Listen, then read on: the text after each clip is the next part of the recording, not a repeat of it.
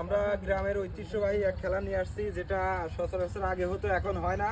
তাই আমরা এই খেলাটা নতুন করে নিয়ে আসছি।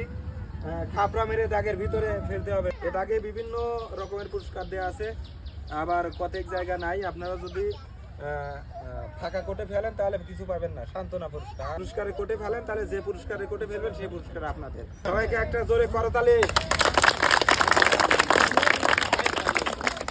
যে তাকে ফেলবেন সেই তাকে প্রাইজ আপনি পাবেন।